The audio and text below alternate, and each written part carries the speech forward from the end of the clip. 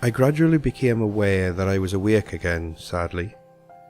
I enjoyed those fleeting moments of unconscious sleep where the minutes and hours slowly drift away, and then pick up speed until you are redlining it in 5th gear, then blam, awake again.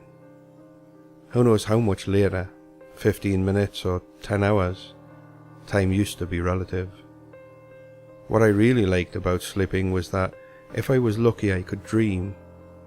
During the time where my body just simply was, my mind could weave a beautiful tapestry where I wasn't bound by the laws of physics. I could run and jump, socialize with others, and even eat food again. I miss food a lot. When I was stuck being what I call awake, physically I could do nothing. I don't mean that I had nothing to do, but that I could not move a muscle. I wasn't paralyzed. Even a quadriplegic can blink and move their eyes around. At least they can breathe and have a heartbeat. Not that looking around would have done much for me. I'd been in the darkness for longer than I could fathom, or maybe not. I had no way of telling the time. I wore a watch, but it didn't glow in the dark, no backlit digital screen for me. I vaguely remember that at one point I thought I could hear the soft ticks of the watch as the hands made their rounds. I don't get to hear those soft ticks any longer. That is one thing I think I would change if I could go back. I would change a lot of things if I could go back, but if anything I would have worn a digital watch that displayed the time and day of the week. If I could find one that showed the month too, I would drain every penny in my checking account and even take out a bank loan just to have it now. Ideally, I would change other things first. I would have worn a helmet when I got onto my motorcycle. I would have looked both ways before I pulled out in front of that oil truck. I would also maybe gotten one of those blood donor cards for my wallet. And then at least the paramedics would have known what my blood type was. So yeah, mistakes were made that day.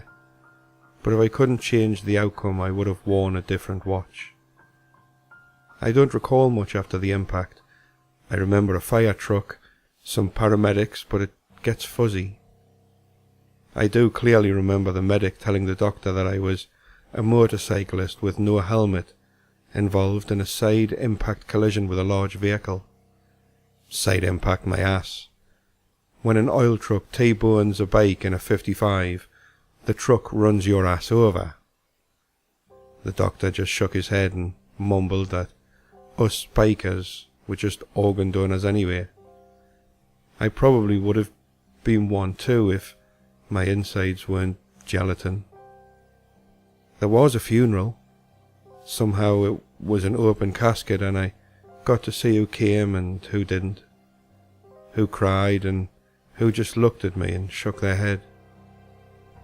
As much as I tried though, I couldn't move. I couldn't blink. All I could do was just be there with some vague consciousness that I was there and what was around me. Sadly, those were the good times. Things only got worse from there. My casket was closed and I never saw light again. I heard the thud of dirt as they covered my casket, and then I was completely alone, with nothing but the soft, rhythmic clicking of my wristwatch to keep me company. Just me, my thoughts, and my wristwatch. I don't know how long I've been down here in this hole, but I really wish I had worn a different watch.